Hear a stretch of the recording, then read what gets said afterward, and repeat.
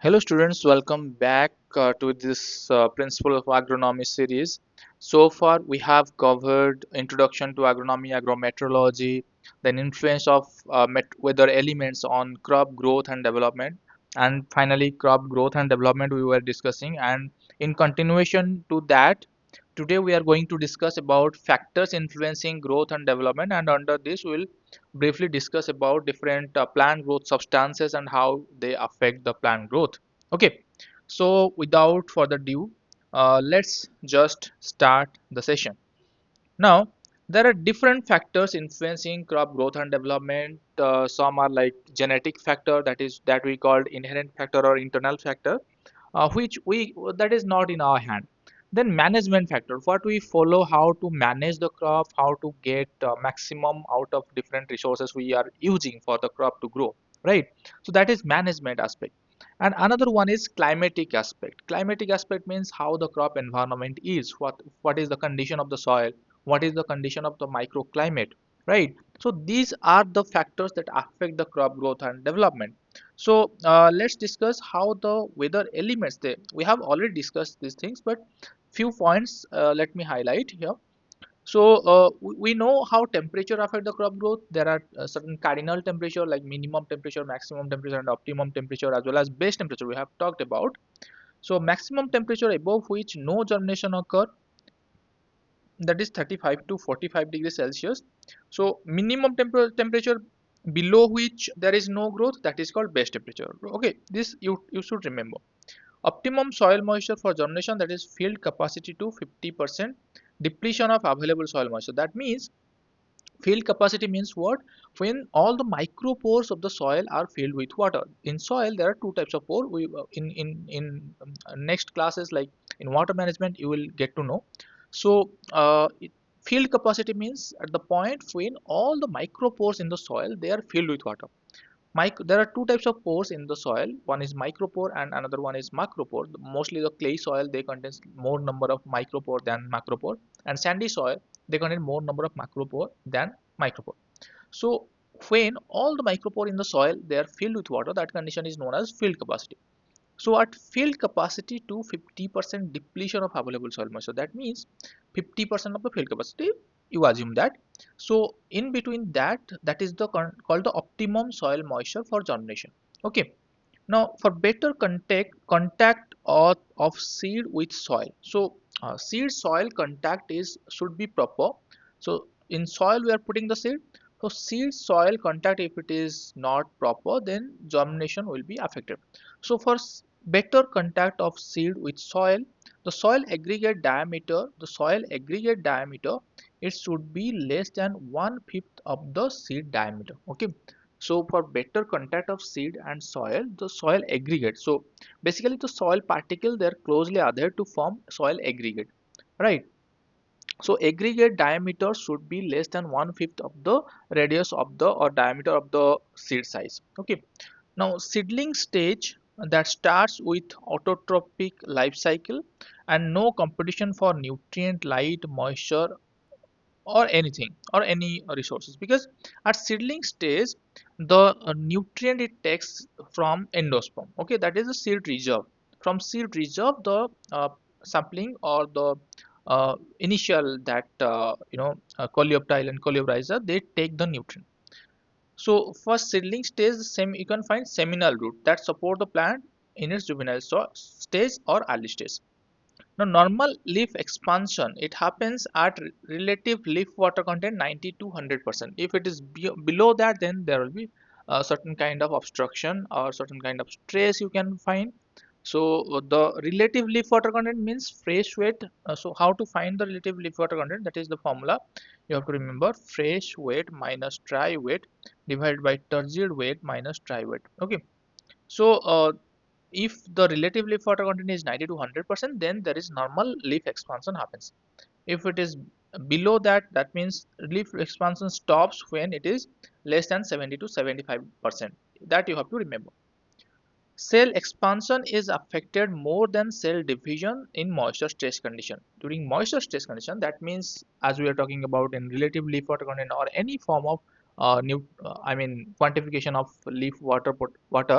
you can find if the leaf water content is not optimum, then cell expansion is affected more than the cell division.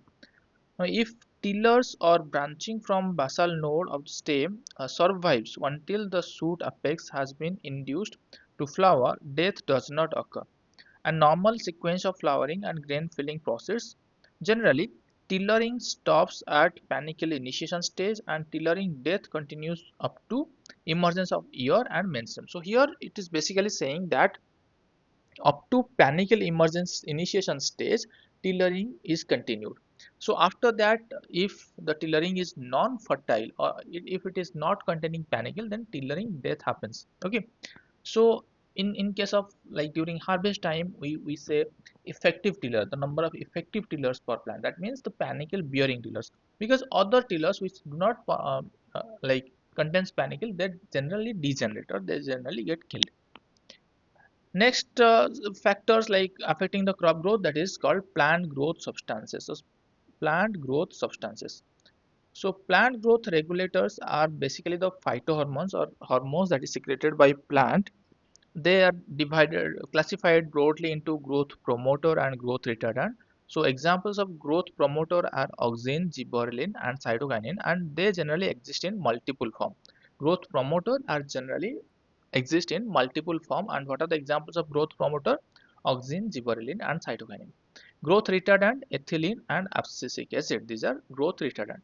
So let's discuss about auxin. Auxin, if you see endogenous auxin, that means plant originated auxin, that is indole acetic acid, phenyl acetic acid. Exogenous or synthetic auxin, NAA, naphthalic acetic acid, and 2,4-D. Okay, if the auxin and cytokinin concentration is higher, see, this is important from exam point of view. If auxin to cytokinin ratio is higher, then there is rooting in callus. Okay, suppose you are taking one media and there you are putting a callus, then there if the auxin to cytokinin concentration is higher, then rooting will happen. If there is the opposite is true, that means more concentration of cytokinin to auxin ratio, then shooting in callus will happen, will form. Okay, so more auxin rooting, more cytokinin shooting or shoot formation. Naphthalic anhydride or Na is due induces NAA, that is not Na, that is NAA. It induces flowering in pineapple.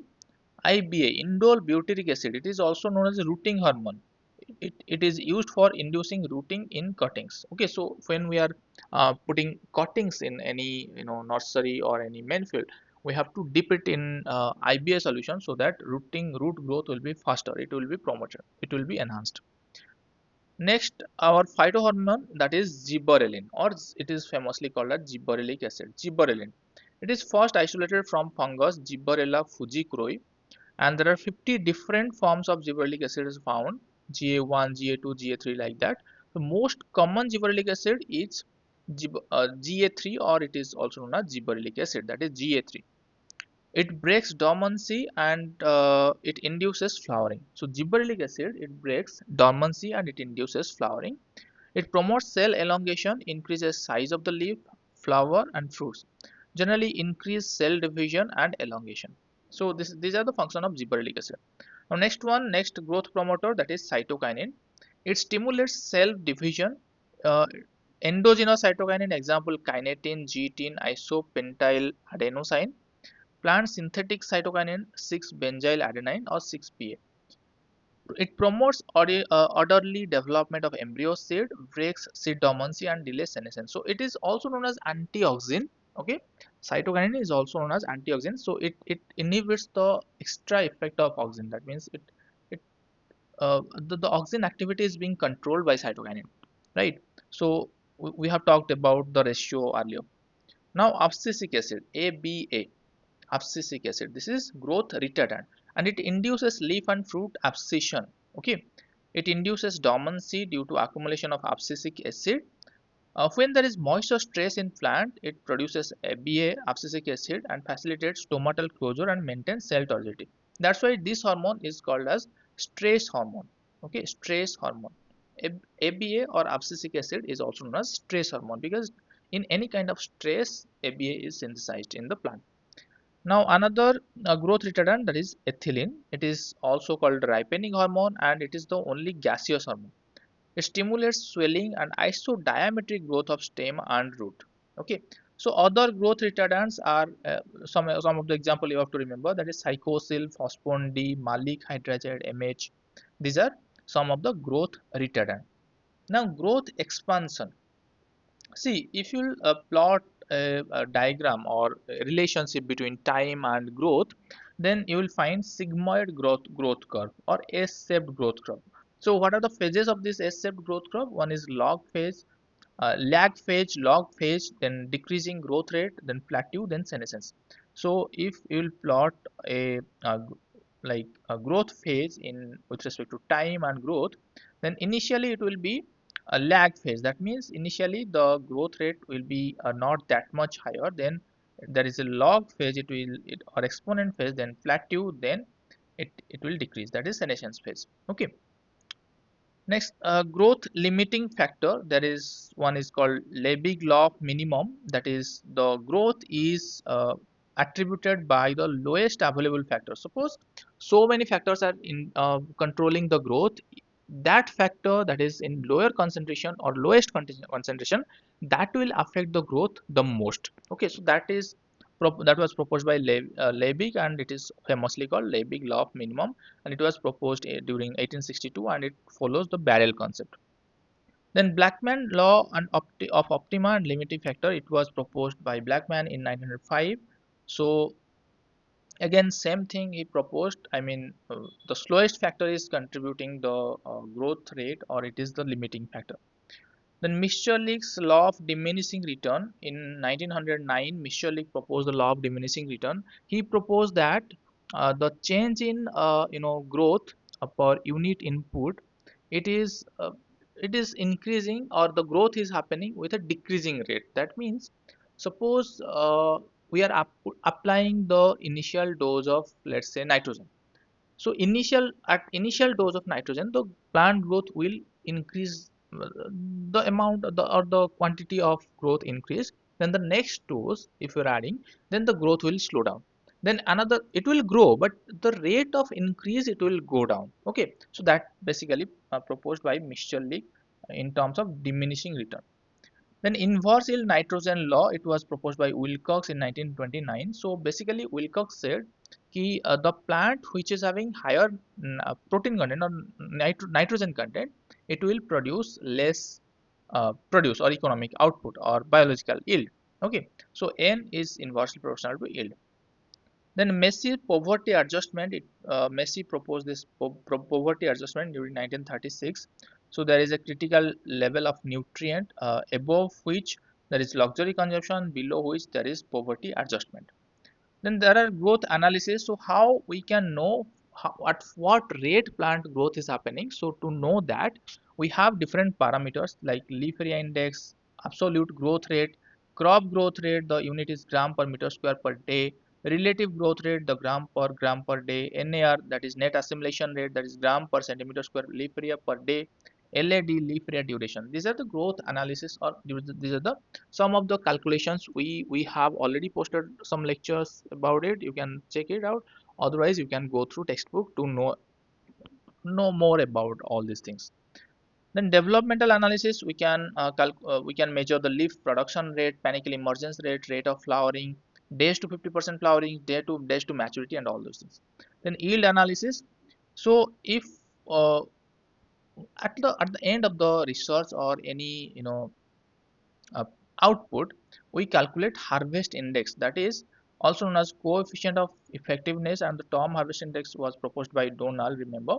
So harvest index is equal to economic yield divided by biological yield into 100. That means economic yield means what is our need. That means suppose grain or fruit or bird, whatever our need is, that is called economical yield, which we can sell or which we can consume, that is economic yield. Divided by biological yield means it is the combination of economic yield into the residue part, whatever that is not, we are not selling, or that is not used by us, that is biological, the residue part. Residue plus economic yield is equal to biological yield. So the harvest index emphasizes the coefficient of effectiveness. Then In each different crop, yield attributes are different. Suppose I'm talking about rice. So in rice, yield attribute means number of hills per meter square, number of if panicles per hill, then number of grains per panicle, number of field grains per panicle, then test weight. These are the yield attributes of rice. Suppose in that case we are talking about pulses, any suppose groundnut or legume. So in groundnut, the yield attribute will be number of plants per meter square, then number of pods per plant, number of seeds per pod or kernel per pod, then test weight, okay, or seed index.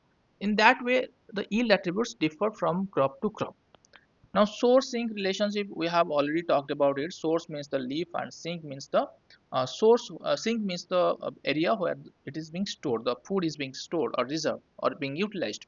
So, source sink relationship, source limited crop, I mean source limited crop and sink limited crop we have already discussed in our previous lecture. You can go through that. So this is all for today in for this lecture. If you have any doubt, I'm asking again and again, if you have any doubt, you can let me know in the comment section, or on this particular subject or any subject, okay.